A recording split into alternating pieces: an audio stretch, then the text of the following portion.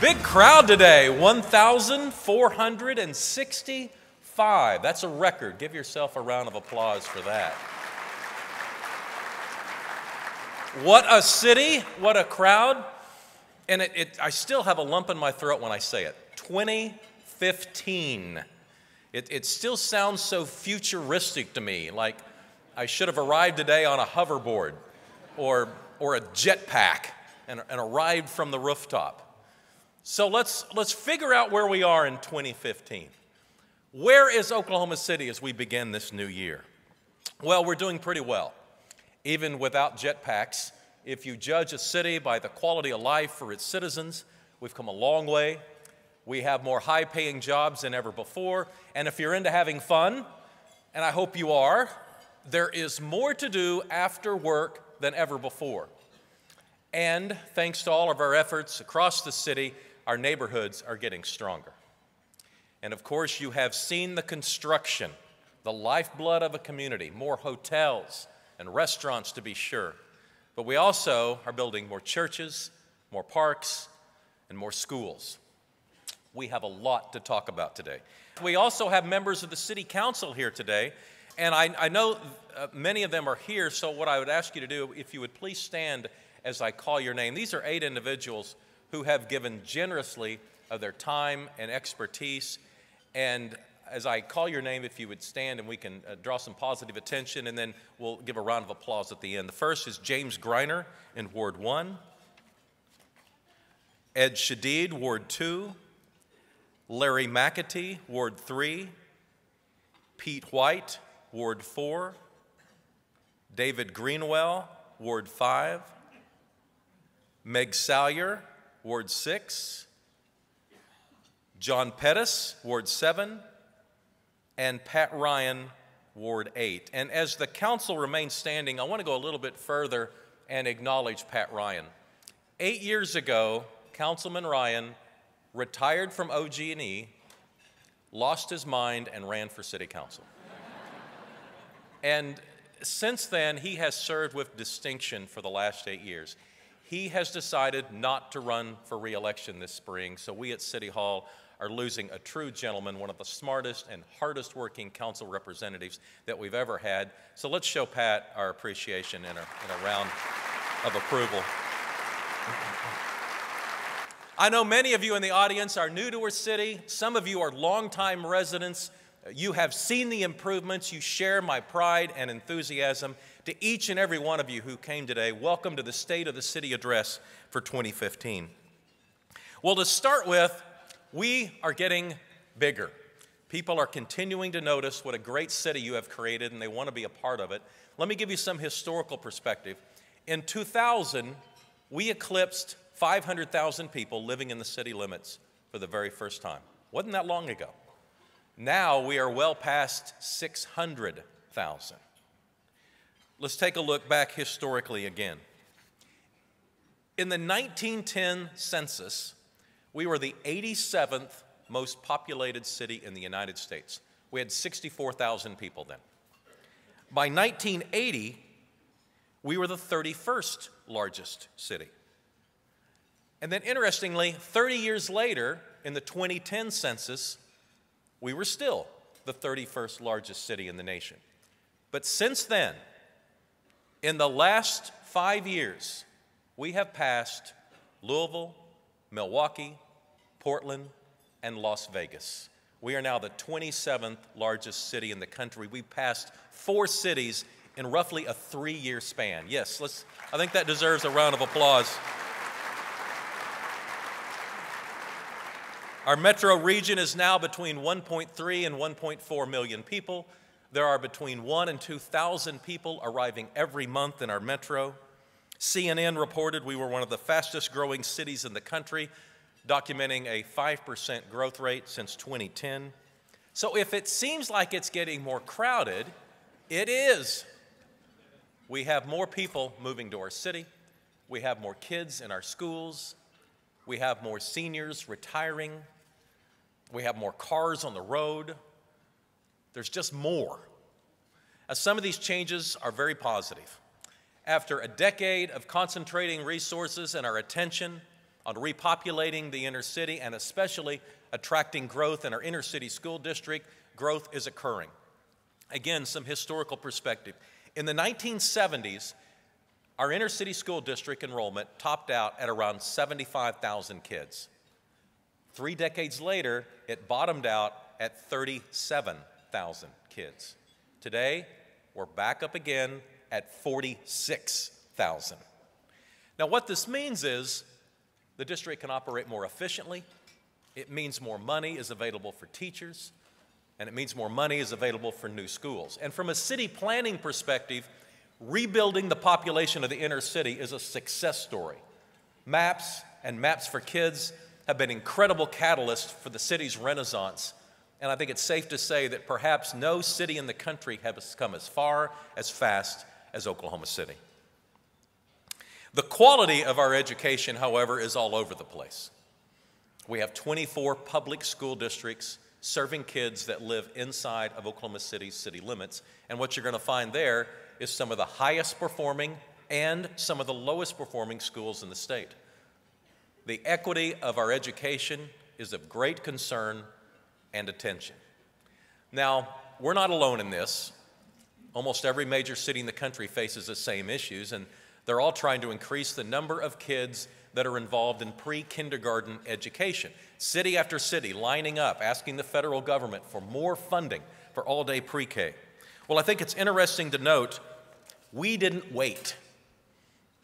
Thanks to some state and federal funding, but most significantly, for a lot of philanthropic money from the Inasmuch Foundation, the Oklahoma City School District is the largest district in the United States with fully funded all-day pre-K.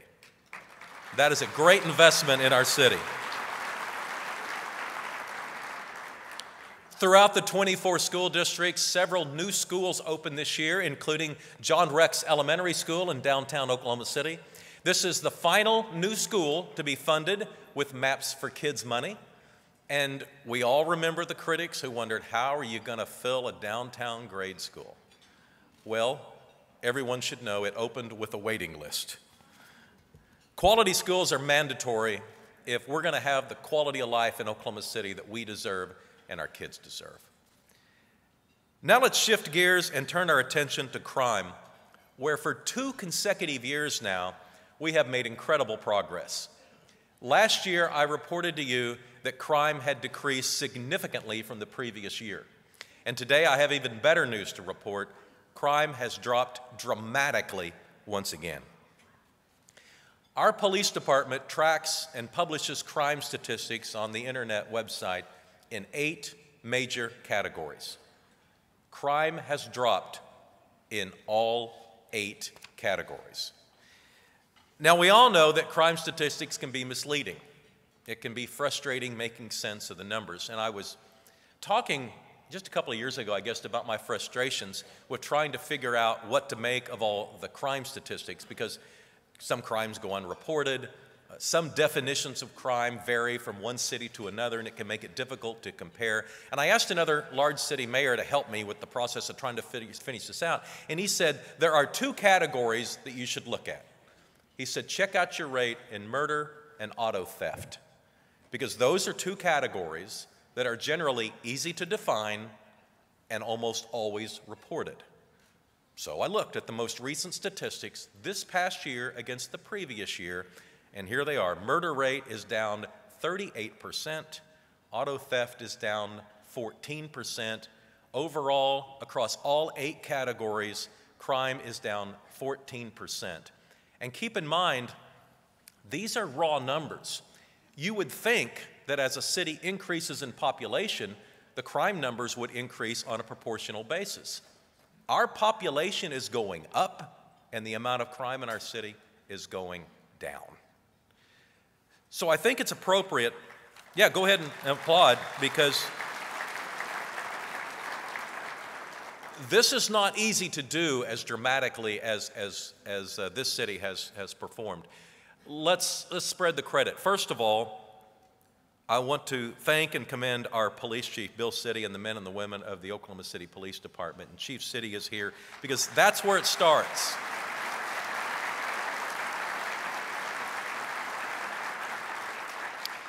And I want to commend our city manager and the city council. We have added 40 additional police officer positions in each of the last 3 years, and it is making a difference.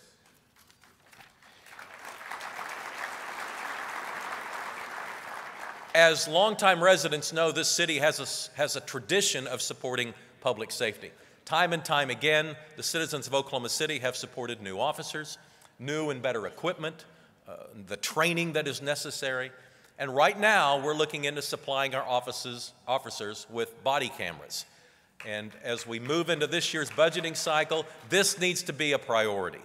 And I know the police chief was on television yesterday talking about a pilot program that we hope to implement. So more to come on this, but again, it shows, I think, an expression of this city's commitment to public safety and responsible policing.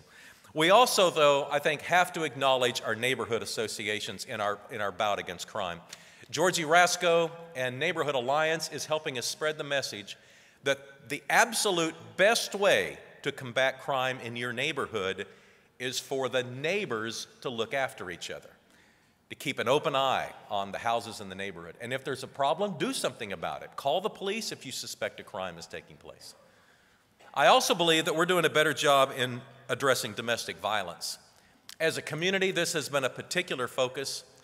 Jan Peary and the YWCA have been leading the charge. Our philanthropic community has responded with additional resources. We are doing better.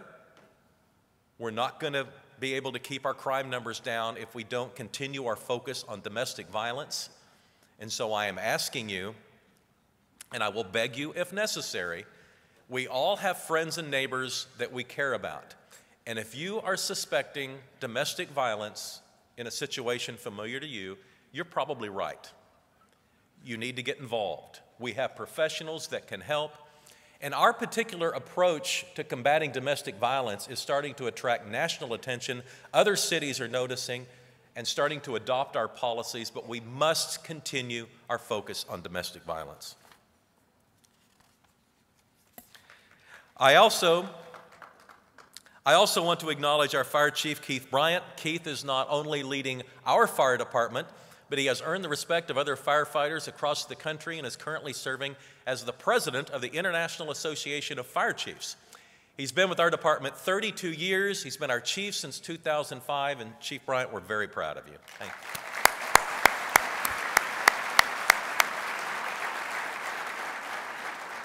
Now let's change gears and talk about new development. We are seeing strong demand for new housing, both in the suburban part of the city and also in the urban core.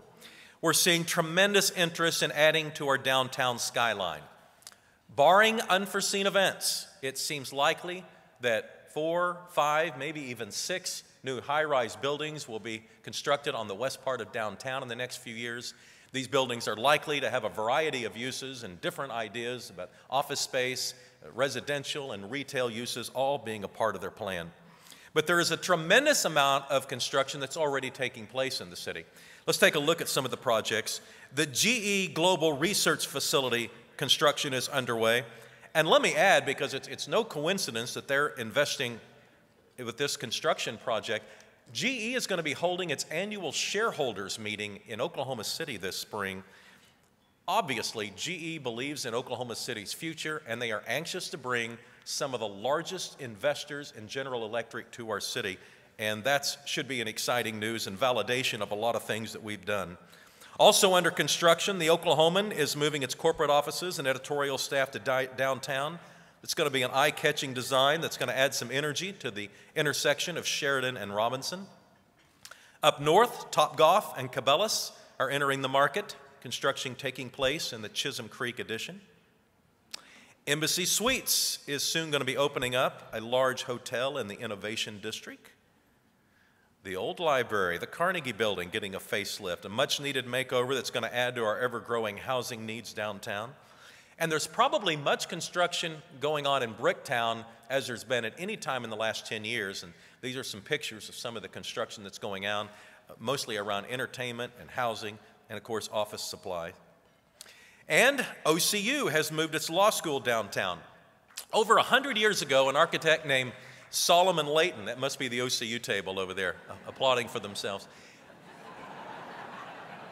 Solomon Layton, the famous architect, designed our state capitol building, designed the Skirvin Hotel, and also designed this building that was originally known as Oklahoma High School. Then it was Central High School, but it has not been used as a school in over 50 years. But OCU opened classes in its law school in this newly renovated building, and I think the school deserves a round of applause for making this type of an investment in the center part of the city. This, it's about everything a mayor could hope for. Young, highly educated people moving into the core of the city and investing in a older but very significant building. Our new police station is under construction. Just west of the Civic Center, it'll be opening up here in 2015. In northeast Oklahoma City, the new clubhouse at Lincoln Park is in the final stages of construction. It'll be opening up this spring. And there's MAPS 3 projects sprouting up all over town. The Whitewater course, which is now known as the River Sport Rapids, should be completed a year from now. Another MAPS 3 project out at the fairgrounds. Construction continues on the new Expo Center that will replace some outdated buildings, and we continue to build out the fairgrounds master plan. And of course, I'm sure you've seen a lot of this construction. That's Tom McDaniel on the right with a ribbon cutting we had on the sidewalks that are taking place all over the city. And this is part of the MAPS 3 projects that I think it really gets heads to nod and a smile to go across people's faces as they see us opening up neighborhoods with a lot of public buildings and a lot of retail opportunities. And of course, the jogging and biking trail system construction continues as well. Coming up in 2015, you're going to see groundbreakings for the first MAPS 3 senior wellness centers, as well as the park. Meanwhile, on the bigger projects, the planning continues for the streetcar and the convention center. Well, obviously, I've not gotten to all of the new projects, but if you look around, you see investments in the Plaza District, the Paseo, Film Row, Automobile Alley, and Capitol Hill, and new housing is being developed all over the metro. St. Anthony's Hospital is expanding. The old Ford Motor plant on West Main Street is being converted into the 21C Hotel. UCO is building a boathouse down on the river. And let me close this section on what's new by drawing your attention to the recent enhancements at the Bombing Memorials Museum. Over $10 million was raised to update the technology and to better tell the story of what took place in our city on April 19th, 1995. And in just 3 months, a milestone in our city's timeline will occur, because it will have been 20 years since the largest act of domestic terrorism in United States history. 20 years. And I urge you this year to take your family to the memorial. And even if you've been through the museum before, this is a good time to go back. You owe it to yourself, you owe it to your family. Perhaps most of all, we owe it to the lives of those who gave the ultimate sacrifice back in April of '95. And we do this not because we can't forget what occurred here, but we do this because we choose to remember April 19th, 1995. And keep in mind, more than half the people that lived in this city today did not live here in 1995. We have people new to the city that have moved in, but we also have a generation of young people that obviously have no memory of 1995. A generation that still believes the ballpark has always been downtown and that the river has always had water and that we've always had an NBA team, because that's the city in which they have grown up. That's the city that you've created for them. They need to learn what we know as the Oklahoma Standard.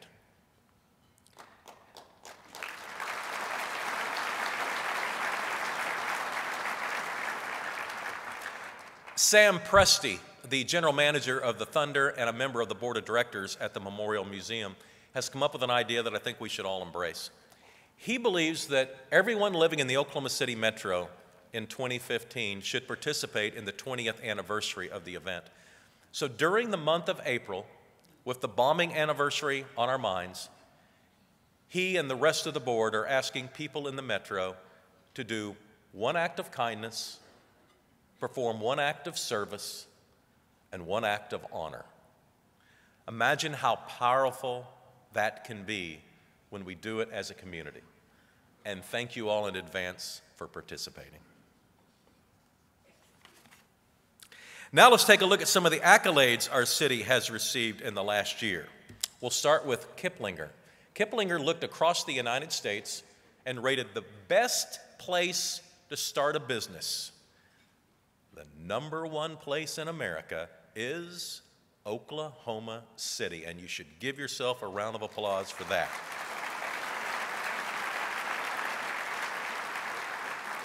And Kiplinger is not alone. A website named NerdWallet looked across the nation at access to funding and the cost of living and named us #1 in the nation for starting a business. I don't know who they are, but I really like them, and I agree. In education, 5 of our metro schools made Newsweek's list of America's top high schools. Congratulations in Oklahoma City to Classen School of Advanced Studies, to Bethany High School, Edmond Memorial, Norman, and Norman North. 5 of the top schools in the country.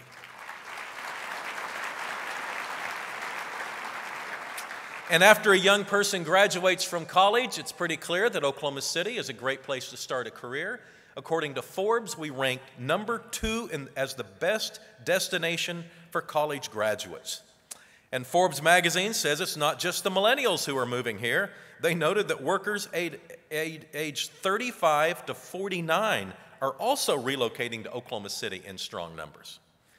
And just to prove it doesn't really matter how old you are, Forbes also did a list of the best places to retire, and they put us on that list.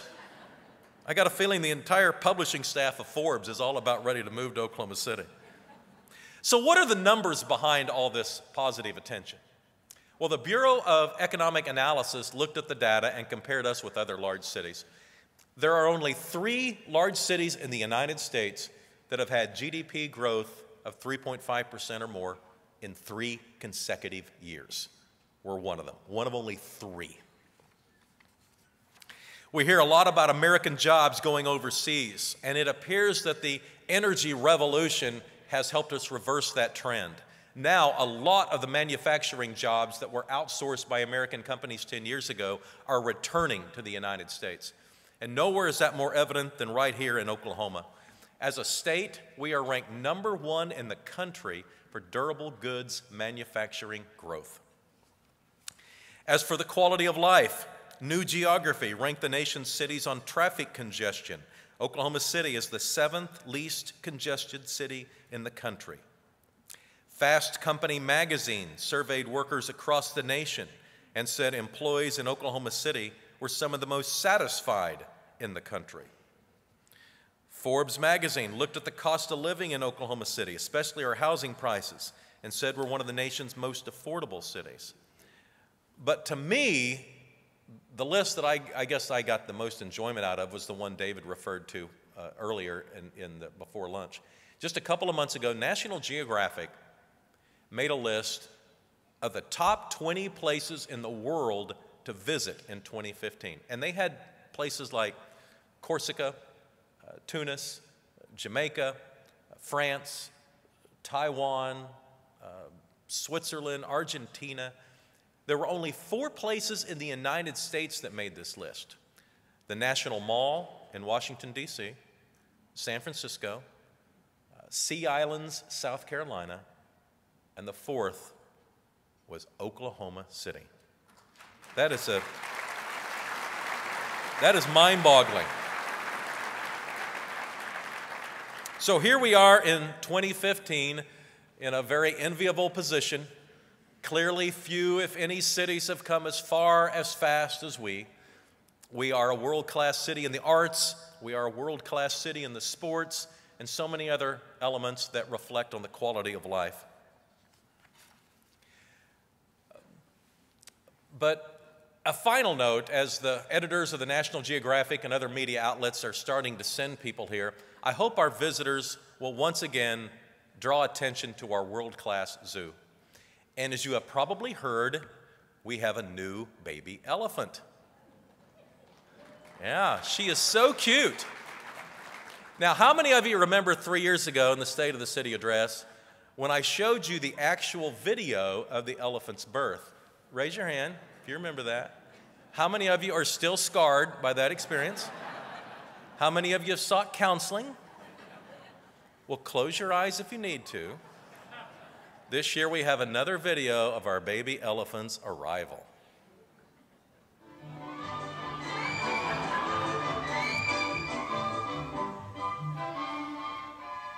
Oh, my. Now, let me see. Must be right around here somewhere. And there she is, baby Akara being delivered to the Oklahoma City Zoo. And we have pictures of what she looks like now. Let's take a look. Akara, she weighed 332 pounds when the stork arrived, and she's gained a little weight since then, but she alone is worth the trip to the Oklahoma City Zoo. Let's have a good year. It is going to be very difficult for 2015 to match 2014, but I have a feeling you're not going to let me down. Thank you all very much, and God bless.